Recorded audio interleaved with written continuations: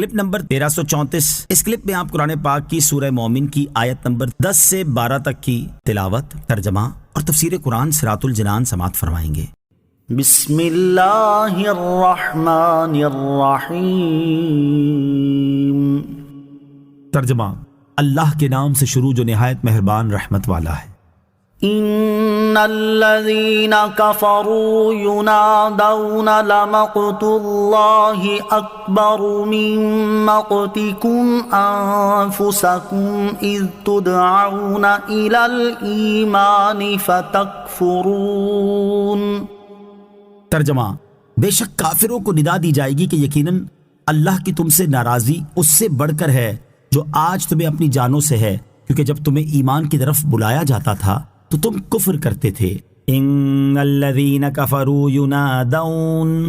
بے شک کافروں کو ندا دی جائے گی۔ اس سے پہلی آیتوں میں ان کافروں کے احوال بیان کیے گئے جو اللہ تعالیٰ کی آیتوں میں جھگڑا کرتے تھے، اور اب یہاں سے یہ بتایا جا رہا ہے کہ قیامت کے دن وہ اپنے گناہوں کا اور اپنے اوپر نازل ہونے والے عذاب کے حقدار ہونے کا اعتراف کریں گے اور دنیا کی طرف لوٹا دیے جانے کا سوال کریں گے تاکہ وہ اپنی کوتاہیوں کا ازالہ کر لیں۔ چنانچہ اس آیت کا خلاصہ یہ ہے کہ قیامت کے دن جب کافر جہنم میں داخل ہوں گے اور ان کی بدیاں ان پر پیش کی جائیں گی اور وہ عذاب دیکھیں گے تو اس وقت وہ اپنے آپ پر غصہ کریں گے اور اپنی جانوں سے بیزار ہو جائیں گے۔ اس پر فرشتے ان سے کہیں گے، یقیناً اللہ تعالیٰ کا تم پر غضب اور ناراضی اس سے کہیں زیادہ ہے جتنا آج تمہیں اپنی جانوں پر غصہ آ رہا ہے، اور ان سے تم بیزار ہو رہے ہو، کیونکہ جب تمہیں دنیا میں اللہ تعالیٰ کی وحدانیت پر ایمان لانے کی طرف بلایا جاتا تو تم اس کا انکار کرتے اور اللہ تعالیٰ کے ساتھ کفر کیا کرتے تھے۔ اس آیت میں اللہ تعالیٰ کی جس ناراضی کا ذکر ہے اس کے بارے میں ایک قول یہ ہے کہ اس سے مراد وہ ناراضی ہے جو اللہ تعالیٰ قیامت کے دن کافروں پر فرمائے گا، اور ایک قول یہ ہے کہ اس سے مراد وہ ناراضی ہے جو اللہ تعالیٰ اس وقت فرماتا تھا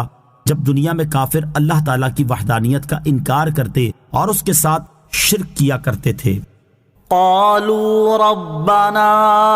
امتنا اثنتين واحييتنا اثنتين فاعترفنا بذنوبنا فهل الى خروج من سبيل ذلكم بأنه اذا دعي الله وحده كفرتم وَإِن يُشْرَكْ بِهِ تُؤْمِنُوا فَالْحُكْمُ لِلَّهِ الْعَلِيِّ الْكَبِيرِ۔ ترجمہ، وہ کہیں گے، اے ہمارے رب، تو نے ہمیں 2 مرتبہ موت دی اور 2 مرتبہ زندہ کیا، تو اب ہم نے اپنے گناہوں کا اقرار کر لیا ہے، تو کیا نکلنے کا کوئی راستہ ہے؟ یہ اس وجہ سے ہے کہ جب ایک اللہ کو پکارا جاتا تھا تو تم کفر کرتے تھے، اور اگر اس کے ساتھ شرک کیا جاتا تو تم مان لیتے تھے، تو ہر حکم اس اللہ کا ہے جو بلندی والا بڑائی والا ہے۔ قالوا ربنا، وہ کہیں گے، اے ہمارے رب۔ اس آیت اور اس کے بعد والی آیت کا خلاصہ یہ ہے کہ جہنم میں فرشتوں کی ندا سن کر کفار کہیں گے، اے ہمارے رب عز و جل، تو نے ہمیں 2 مرتبہ موت دی اور 2 مرتبہ زندہ کیا، اور اب ہم نے اپنے گناہوں کا اقرار کر لیا ہے، اور ہم مرنے کے بعد دوبارہ زندہ کیے جانے کا انکار کر کے جو گناہ کیا کرتے تھے اب ہمیں اس کا اعتراف ہے، تو کیا جہنم سے نکل کر دنیا کی طرف جانے کا کوئی راستہ ہے تاکہ ہم اپنے اعمال کی اصلاح کر لیں اور صرف تیری ہی اطاعت کریں؟ اس کا جواب یہ ہوگا کہ تمہارے جہنم سے نکلنے کی کوئی صورت نہیں، اور تم جس حال میں اور جس عذاب میں مبتلا ہو اس سے رہائی کی کوئی راہ نہیں پا سکتے۔ اس عذاب اور اس کے ہمیشہ رہنے کا سبب تمہارا یہ فعل ہے کہ جب اللہ تعالیٰ کی وحدانیت کا اعلان ہوتا اور لا الہ الا اللہ کہا جاتا تو تم اس کا انکار کرتے اور کفر اختیار کرتے تھے، اور اگر اللہ تعالیٰ کے ساتھ شرک کیا جاتا تو تم مان لیتے اور اس شرک کی تصدیق کرتے تھے۔ تو جان لو کہ حقیقی حاکم